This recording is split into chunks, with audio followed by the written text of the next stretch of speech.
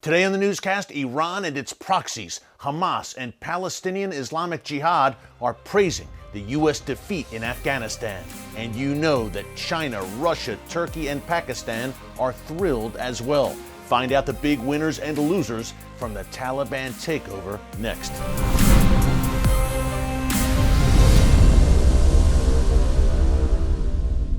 Hey folks, Erick Stakelbeck here. Welcome to the Watchman Newscast. The fallout continues in real time from President Biden's disastrous Afghanistan withdrawal. We've got some breaking news updates for you just to bring you up to speed on what is happening right now on the ground in Afghanistan, plus bigger picture, the big winners and losers from this U.S. foreign policy debacle, again, that is unfolding in real time before our very eyes right now. First, a quick update. Right now, the U.S. military is continuing evacuations from Kabul International Airport. Things seem to have calmed down a bit there today, Tuesday, August 17th, after the madness of yesterday. What we saw, hundreds if not thousands of Afghans rushing the airport, literally clinging to U.S. cargo planes, trying to flee the Taliban advance and what they know is waiting for them. In particular, those Afghans who worked with U.S. forces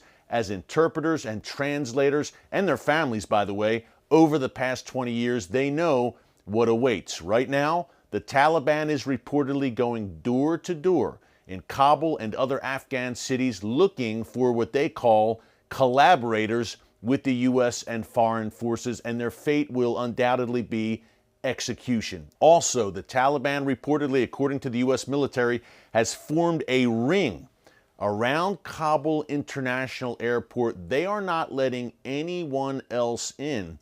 So that means that thousands of Afghans who again worked with the U.S. and put their necks on the line over the past 2 decades, they may not be able to evacuate.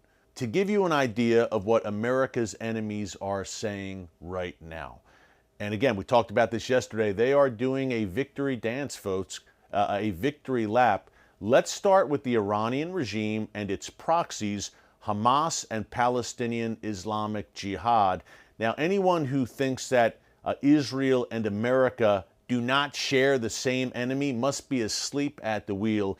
Here were some of the comments by Hamas, for instance. Yesterday, Hamas released a statement congratulating the Taliban for its victory, for defeating U.S. occupation, also congratulated the Taliban's brave leadership, and I'm quoting directly, brave leadership, and praised them again for this great defeat of the U.S. occupier. And not only that, a top Hamas official by the name of Musa Abu Marzouk, who used to live in the United States not so long ago, by the way, back in the 1990s, he also made a statement. Here's what he said. I will quote him directly. And again, this is a senior Hamas official. Direct comments. He said the Taliban are victorious today after being accused of backwardness and terrorism.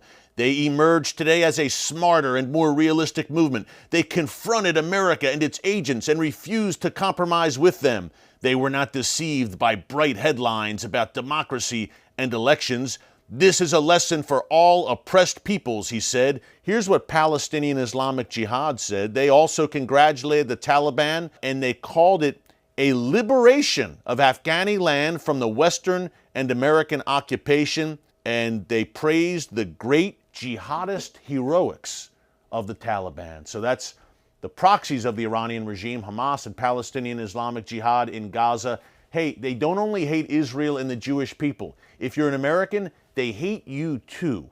The little Satan, Israel, the great Satan, America. That's how that ideology works that comes down from Tehran and their masters in the Iranian regime. Speaking of which, the brand new Iranian president, Ebrahim Raisi, also praised what he called the U.S. defeat in Afghanistan. Undoubtedly, the Iranian axis is one of the big winners in this. That means Iran, Hezbollah, Hamas, Palestinian Islamic Jihad, the Houthis in Yemen, the Assad regime, those Shia militias in Iraq. They will now be emboldened and empowered.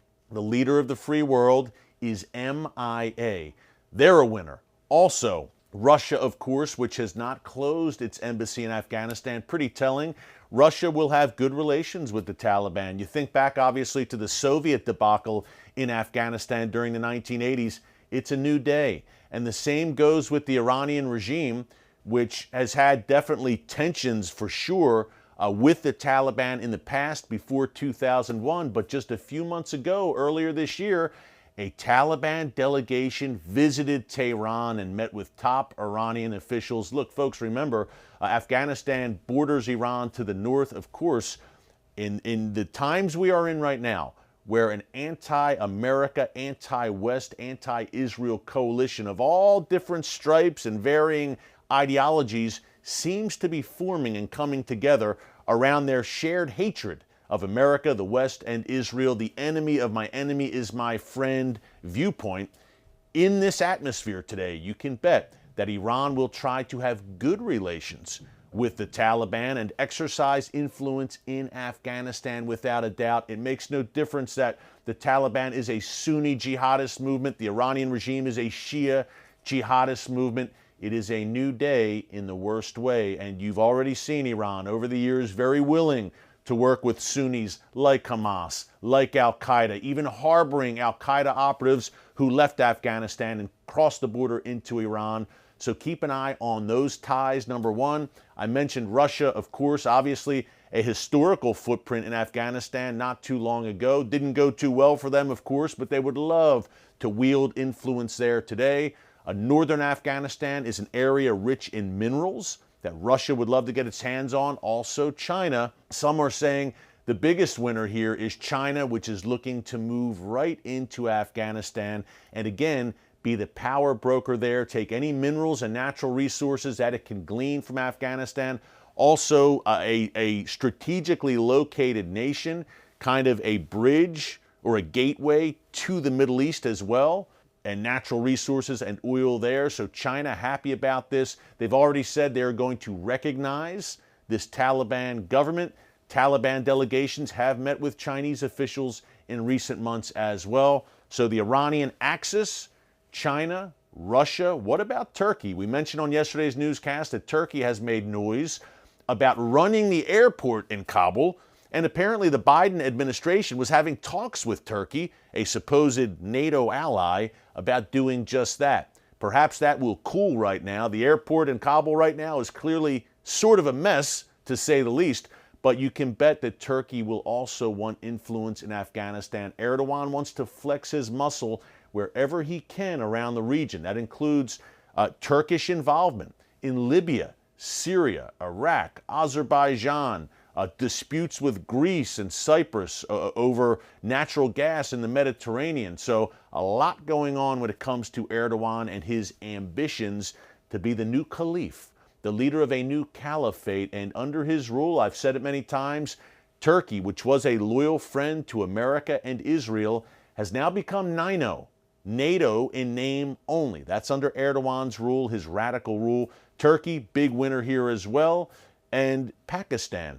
Historically, great relations with the Taliban. Many Taliban leaders have refuge and safe harbor inside Pakistan. And look, the Pakistani intelligence service, the ISI, and the Pakistani military, again, very close ties with the Taliban dating back to the early to mid-90s. Remember, the first go-round for the Taliban at the helm in Afghanistan was between 1996 and 2001, before the U.S. obviously overthrew the Taliban there. But as we approach the 20-year anniversary of the 9/11 attacks, the Taliban is stronger than ever, stronger than in 2001 without a doubt. And I predict, folks, that they will truly be, this is not a Taliban that will moderate. They will truly go on a vicious warpath. More on that in a minute as we close out on how to pray about this situation. Remember, Pakistan's getting in bed with jihadists here in the form of the Taliban. Pakistan is a nuclear-armed Islamic nation,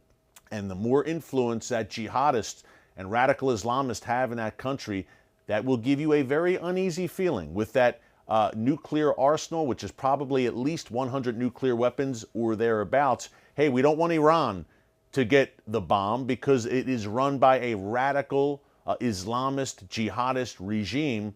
God forbid that kind of regime came to power ever in Pakistan. That relationship with the Taliban should be of concern for all of us, for sure. So, the big winners so far on the global stage, again, Russia, China, the Iranian axis, Turkey, Pakistan, and really any rogue regime, folks, from North Korea on down, Venezuela, any rogue regime in the world right now, is happy to see the U.S. leaving Afghanistan in humiliation, an embarrassing scene on the global stage in front of the eyes of the world. You can bet that America's enemies are licking their chops and rubbing their hands with glee. The Chinese are looking at Taiwan. Russia is looking at Ukraine. Iran is looking at Israel and Iran and its proxies. And they're saying America's not going to come to the rescue. And again, that doesn't mean military intervention. That simply means projecting strength and saying what you mean. The world will respect you. You will have peace through strength. Your enemies will fear you. Your allies will respect and trust you. That is absent right now. There's a complete vacuum of leadership in the world right now. The leader of the free world, again, has decided to go MIA. One more thing to mention here, folks. Here in the newscast, we look at things from a prophetic perspective.